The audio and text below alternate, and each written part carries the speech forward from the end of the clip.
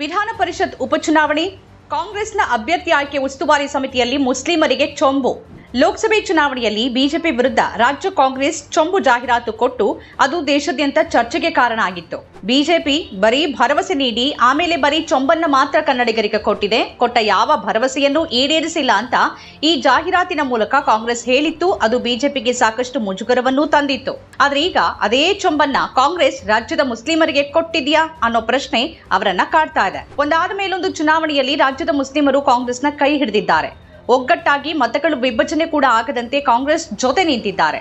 ಅದರ ಗೆಲುವಿನಲ್ಲಿ ನಿರ್ಣಾಯಕ ಪಾತ್ರ ವಹಿಸಿದ್ದಾರೆ. ಕಾಂಗ್ರೆಸ್ ಸೋತಿರುವಲ್ಲೂ ಆ ಪಕ್ಷ ಗೌರವಾನ್ವಿತ ಸಂಖ್ಯೆಯ ಮತಗಳನ್ನು ಪಡೆದು 2ನೇ ಸ್ಥಾನದಲ್ಲಿರುವುದು ಆಯಾ ಕ್ಷೇತ್ರಗಳ ಮುಸ್ಲಿಮರ ಮತಗಳಿಂದ. ಆದರೆ ಕಾಂಗ್ರೆಸ್ ಮಾತ್ರ ಒಂದಾದ ಮೇಲೊಂದು ನೇಮಕಾತಿಗಳಲ್ಲಿ ಆಯ್ಕೆಗಳಲ್ಲಿ ಮುಸ್ಲಿಮರಿಗೆ ಚೊಂಬನ್ನೇ ಕೊಡ್ತಾ ಬಂದಿದೆ.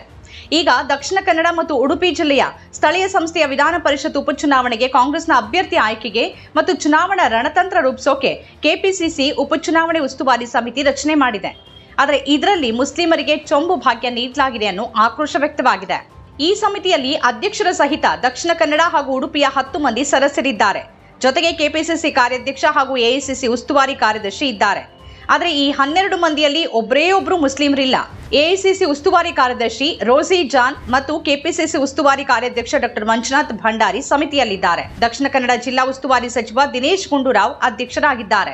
ಬಂಟ ಸಮುದಾಯದ 6 ಮಂದಿ ಮತ್ತು ಬಿಲ್ಲವ ಸಮುದಾಯದ 3 ಮಂದಿ ನಾಯಕರು ಸಮಿತಿಯಲ್ಲಿದ್ದಾರೆ. ಒಬ್ರು ಬ್ರಾಹ್ಮಣರಿದ್ದಾರೆ, ಒಬ್ರು ಲಿಂಗಾಯತರು ಇದ್ದಾರೆ, ಆದರೆ ಮುಸ್ಲಿಮರಿಂದ ಒಬ್ರು ಇಲ್ಲ. ವಿಧಾನ ಪರಿಷತ್ ಸದಸ್ಯರಾಗಿದ್ದ ಕೋಟಾ ಶ್ರೀನಿವಾಸ್ ಪೂಜಾರಿ ಅವರು ಉಡುಪಿ ಚಿಕ್ಕಮಗಳೂರು ಲೋಕಸಭಾ ಕ್ಷೇತ್ರದಿಂದ ಸಂಸದರಾಗಿ ಆಯ್ಕೆಯಾದ ಹಿನ್ನೆಲೆಯಲ್ಲಿ ಅವರು ವಿಧಾನ ಪರಿಷತ್ ಸ್ಥಾನಕ್ಕೆ ರಾಜೀನಾಮೆ ಕೊಟ್ಟಿದ್ದಾರೆ. ಈ ಕಾರಣದಿಂದಾಗಿ ತೆರವಾದ ಸ್ಥಾನಕ್ಕೆ ಉಪಚುನಾವಣೆ ನಡೀತಾ ಇದೆ. ಈ ಉಪಚುನಾವಣೆಗೆ ಪಕ್ಷದ ಅಭ್ಯರ್ಥಿ ಆಯ್ಕೆಗಾಗಿ ಕೆಪಿಸಿಸಿ ಅಧ್ಯಕ್ಷ ಡಿಕೆ ಶಿವಕುಮಾರ್ ಉಸ್ತುವಾರಿ ಸಮಿತಿಯನ್ನು ರಚನೆ ಮಾಡಿದ್ದಾರೆ.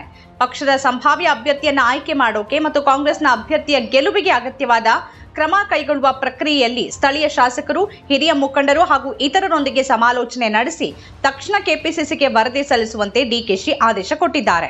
ಈ ಸಮಿತಿಯಲ್ಲಿ ಕೆಪಿಸಿಸಿ ಪ್ರಚಾರ ಸಮಿತಿಯ ಅಧ್ಯಕ್ಷ ವಿನಯ್ ಕುಮಾರ್ ಸೊರಕೆ, ಉಡುಪಿ ಜಿಲ್ಲಾ ಉಸ್ತುವಾರಿ ಸಚಿವೆ ಲಕ್ಷ್ಮೀ ಹೆಬ್ಬಾಳ್ಕರ್, ಕೆಪಿಸಿಸಿ ಉಪಾಧ್ಯಕ್ಷ ಬಿ ರಮಾನಾಥ್ ರೈ, ಪುತ್ತೂರು ಶಾಸಕ ಅಶೋಕ್ ಕುಮಾರ್ ರೈ, ಕಳೆದ ಲೋಕಸಭೆ ಚುನಾವಣೆಯಲ್ಲಿ ಸೋಲನ್ನು ಅನುಭವಿಸಿರುವ ಕಾಂಗ್ರೆಸ್ನ ಉಡುಪಿ ಚಿಕ್ಕಮಗಳೂರು ಕ್ಷೇತ್ರದ ಅಭ್ಯರ್ಥಿ ಜಯಪ್ರಕಾಶ್ ಹೆಗಡೆ ಮತ್ತು ದಕ್ಷಿಣ ಕನ್ನಡ ಅಭ್ಯರ್ಥಿಯಾಗಿದ್ದ ಪದ್ಮರಾಜ್ ಆರ್ ಪೂಜಾರಿ, ವಿಧಾನ ಪರಿಷತ್ ಮಾಜಿ ಸದಸ್ಯ ಹರೀಶ್ ಕುಮಾರ್, 2023 ವಿಧಾನಸಭೆಯಲ್ಲಿ ಸೋಲನ್ನು ಅನುಭವಿಸಿದ್ದ ಅಭ್ಯರ್ಥಿಗಳಾದ ಕಾರ್ಕಳದ ಉದಯ್ ಕುಮಾರ್ ಶೆಟ್ಟಿ ಮತ್ತು ಕುಂದಾಪುರದ ಕಿಶನ್ ಹೆಗ್ಡೆ ಸ್ಥಾನ ಪಡೆದುಕೊಂಡಿದ್ದಾರೆ.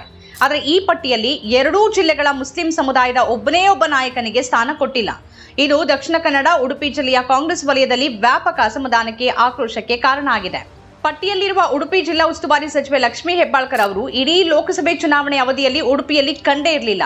ತನಗೂ ಉಡುಪಿಗೂ ಯಾವುದೇ ಸಂಬಂಧ ಇಲ್ಲ ಅನ್ನುವಂತೆ ಇದ್ರು. ಈಗ ಅವರೂ ಸಮಿತಿಯಲ್ಲಿದ್ದಾರೆ. ಲೋಕಸಭೆ ಚುನಾವಣೆಯಲ್ಲಿ ದಕ್ಷಿಣ ಕನ್ನಡ ಹಾಗೂ ಉಡುಪಿ ಎರಡೂ ಕಡೆ ಕಾಂಗ್ರೆಸ್ ದೊಡ್ಡ ಅಂತರದಿಂದ ಸೋತಿದೆ. ಈ ಬಾರಿ ಆ ಸಮುದಾಯ ಕೈ ಹಿಡಿಯತ್ತೆ, ಇನ್ನೊಂದು ಸಮುದಾಯದ ಇಷ್ಟು ಶೇಕಡ ಮತ ಬರುತ್ತೆ ಅಂತ ಹೇಳಿದ್ದು. ಆದ್ರೆ ಆ ಯಾವ ಲೆಕ್ಕವೂ ಕೈ ಹಿಡಿಲಿಲ್ಲ. ಒಗ್ಗಟ್ಟಾಗಿ ಒಂದಷ್ಟು ಮತ ಆಚೀಚೆ ಹೋಗದಂತೆ ಕಾಂಗ್ರೆಸ್ಗೆ ಮತ ಹಾಕಿದ್ದು 2 ಜಿಲ್ಲೆಗಳ ಮುಸ್ಲಿಮರು ಮಾತ್ರ. ಆದ್ರೆ ಈಗ ಇಲ್ಲಿನ ಎಂಎಲ್ಸಿ ಅಭ್ಯರ್ಥಿ ಆಯ್ಕೆಯಲ್ಲಿ ಕಾಂಗ್ರೆಸ್ನಲ್ಲಿರುವ ಮುಸ್ಲಿಂ ನಾಯಕರಿಗೆ ಯಾವುದೇ ಪಾತ್ರವಿಲ್ಲ ಅಂತ ಕೆಪಿಸಿಸಿನೇ ಹೇಳಿದೆ. ಈ ಮೂಲಕ ರಾಜ್ಯ ಕಾಂಗ್ರೆಸ್ ರಾಜ್ಯದ ಹಾಗೂ ಅವಿಭಜಿತ ದಕ್ಷಿಣ ಕನ್ನಡ ಜಿಲ್ಲೆಯ ಮುಸ್ಲಿಮರಿಗೆ ರವಾನೆ ಮಾಡ್ತಿರೋ ಸಂದೇಶ ಏನು?